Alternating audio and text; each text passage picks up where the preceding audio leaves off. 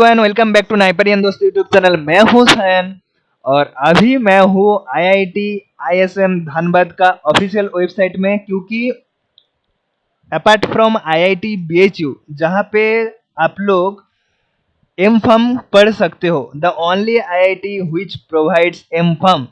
But ये एक ऐसी आईआईटी है जो एम.टेक इन फार्मास्यूटिकल टेक्नोलॉजी आप पढ़ सकते हो, ठीक है। और बाकी आपको तो पता ही है कि एम.फार्म सारे फार्मेसी कॉलेज में आप एम.फार्म पढ़ ही सकते हो, पर as M Pharm are almost going to saturated, क्योंकि आप अगर इंजीनियरिंग बैकग्राउंड के साथ कंपेयर करोगे तो जितने लोग एम.टेक करता है उससे कहीं ज़्यादा लोग एम.फार्म करते हैं, क्योंकि बीटेक के बाद एम.टेक इतना स्टूडेंट्स के अंदर इतना क्रेज नहीं देखोगे जितना बी.फार्म के बाद एम.फार्म में है।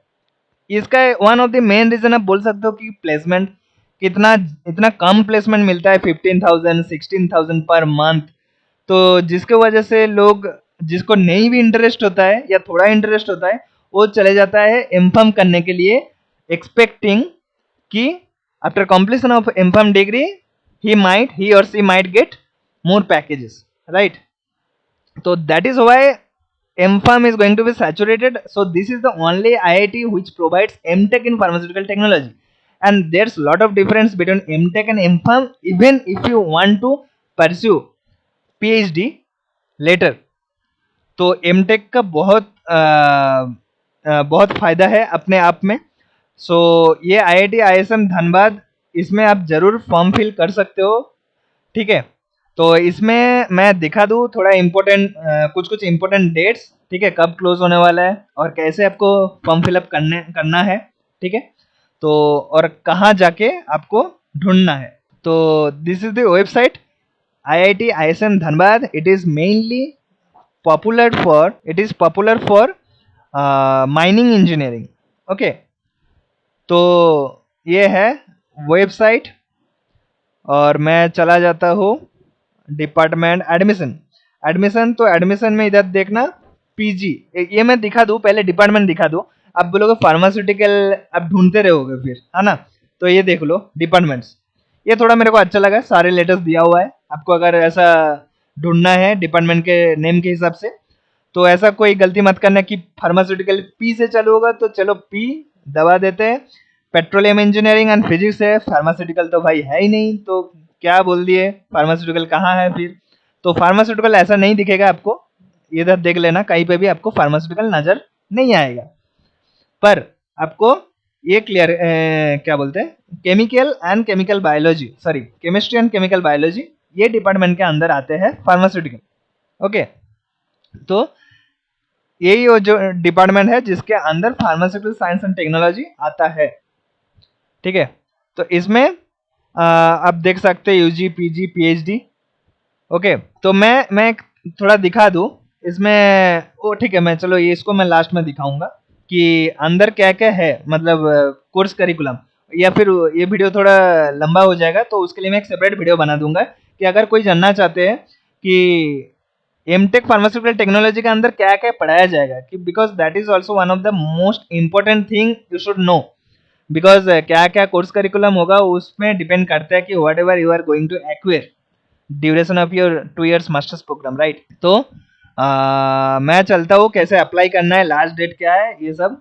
तो एडमिशन में चले जाना, फिर पीजी के बाद एमटेक में क्लिक करोगे तो ये आपको साफ साफ दिखाई देगा कि schedule of MTech admission, important dates, ठीक है। तो इंपॉर्टेंट डेट्स में मैं बता दूं, ऑनलाइन एप्लीकेशन ये जो है 20 मार्च से चालू हो चुका है, ठीक है, और अप्रैल 19 तक ये चलेगा। तो उसके लिए एज एवरीवन नोस, जिसको नहीं पता है बता दूं कि COAP पोर्टल में रजिस्ट्रेशन करना पड़ता है। इधर आपको अप्लाई करने के लिए हर एक IIT के अलग वेबसाइट में जाके अप्लाई तो करना पड़ेगा, लाइक इधर लिखा हुआ है ना हाउ टू अप्लाई, ये मैं दिखा दूंगा। और अप्लाई नाउ, ये अप्लाई करके आपको अप्लाई करना पड़ेगा। पर जो ऑफर आएगा ना कि कौन सा IIT आपको मिला है वो दिखेगा आपको COAP पोर्टल में। Suppose you will apply for IIT Dhanbad, IIT BHU, IIT Bombay, Delhi, Madras, Kharagpur, okay. तो इतने सारे IIT अप्लाई करने के बाद अलग अलग वेबसाइट में जाके, मतलब उनके ऑफिशियल वेबसाइट में जाके फिर कौन सा मिल रहा है वो आपको COAP में आके ही चेक करना पड़ेगा। That is why you need COAP portal for registration. ठीक है, तो रजिस्ट्रेशन करके आपका अकाउंट बनाना पड़ेगा। एंड हाउ टू, ओके मैं दिखा दूँ COAP पोर्टल। ठीक है, COAP पोर्टल मैं दिखा देता हूँ। इधर आप देख पा रहे हो, प्लीज विजिट COAP पोर्टल। तो इसमें आप क्लिक करोगे तो सीधा you will be redirected to common offer acceptance portal यानी COAP। ठीक है, इस पे देख रहे हो register and log in. If you have already registered then go for log in, but if you have not registered yet then register. Okay, and इसमें मैं थोड़ा इंपॉर्टेंट डेट्स बता दूं कि COAP पोर्टल 24 मार्च से चालू हो चुका है। ये आप देख पा रहे हो।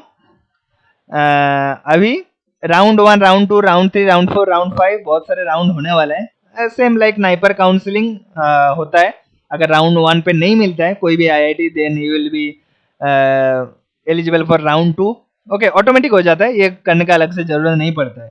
आप अप्लाई करके रखना हर एक IIT में, देन ऑटोमेटिक ये होता है। और ये होता है गेट के स्कोर पर, क्योंकि because you are applying for MTech। Okay, तो गेट स्कोर जब रजिस्टर करोगे COAP में तो गेट स्कोर लगेगा। Obviously you have to be GATE qualified, नहीं तो IIT कैसे जाओगे, राइट। तो इसमें मैं बता दूं, इसमें एक्सेप्टेंस फीस, सपोज मान लो IIT बॉम्बे मिल गया, ठीक है, फर्स्ट राउंड में, तो ऑब्वियसली अगर कोई अगर IIT बॉम्बे नहीं चाहता है, IIT दिल्ली चाहता है, then he can wait for IIT Delhi. मतलब मैं आप ये बोलोगे कि IIT बॉम्बे मिल रहा है तो IIT दिल्ली मिल ही जाएगा, जरूरी नहीं है, depending on subjects.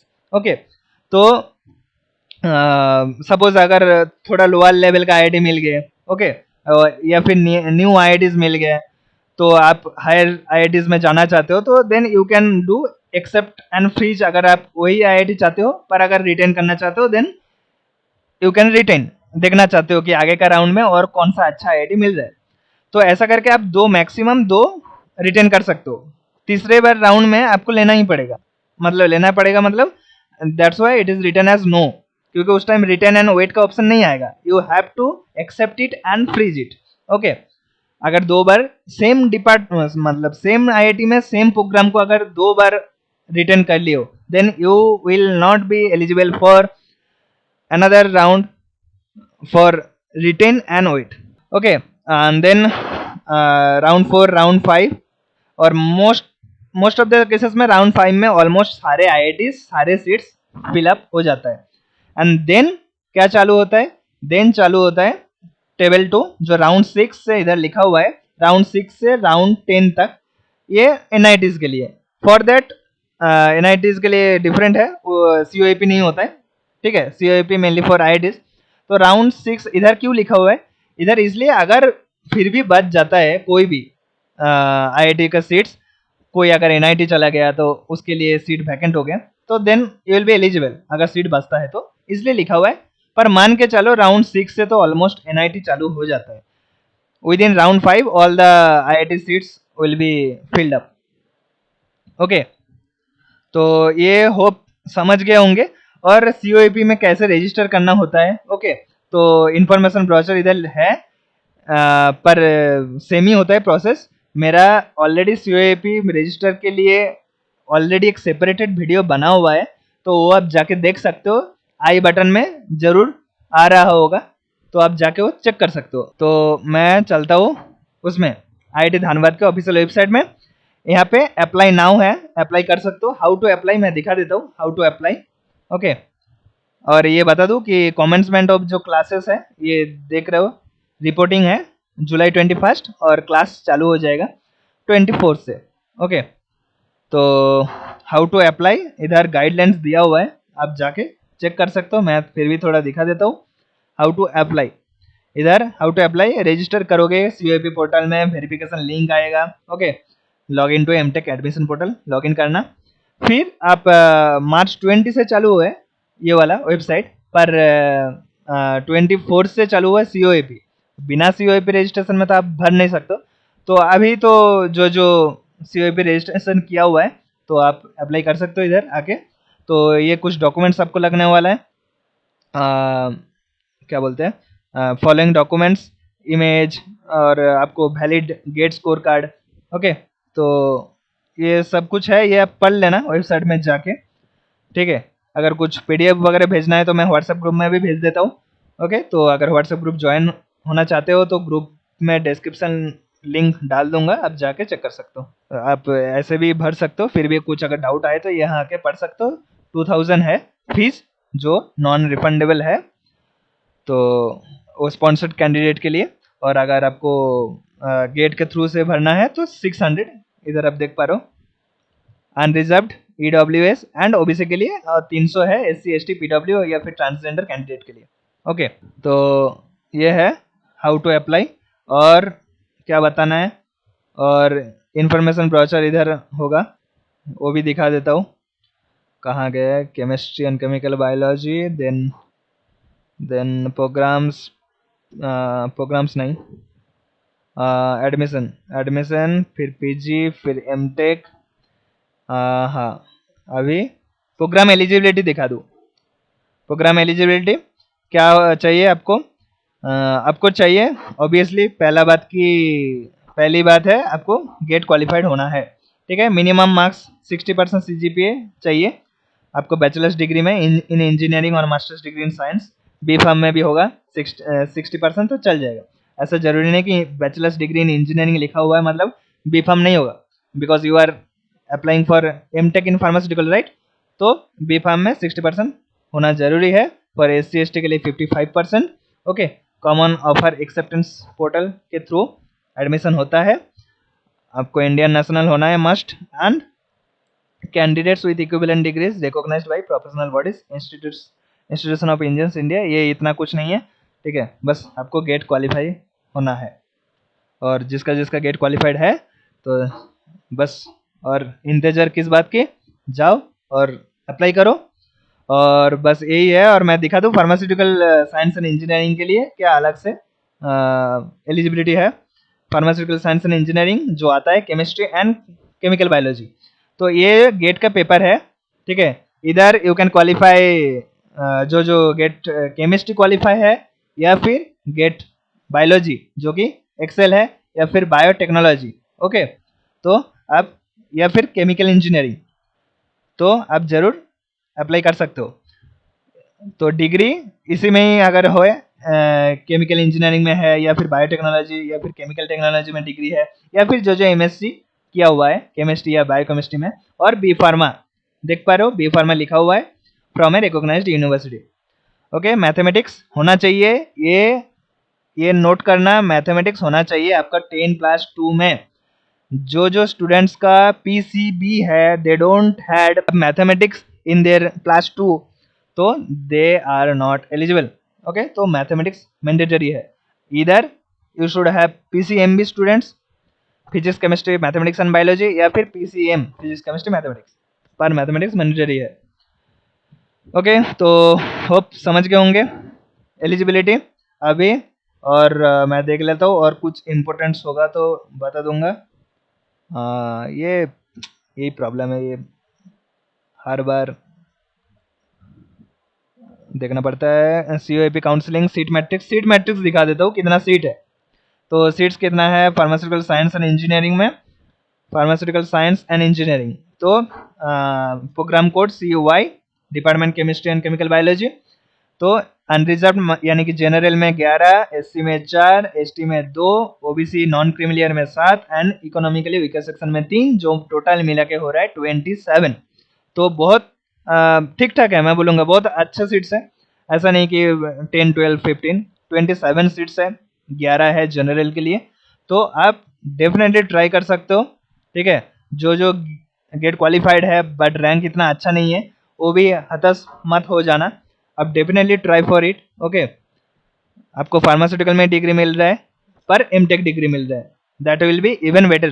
Programme eligibility भी बता दिया। अभी मैं एक डिसएडवांटेज बता देता हूँ इसका, ठीक है।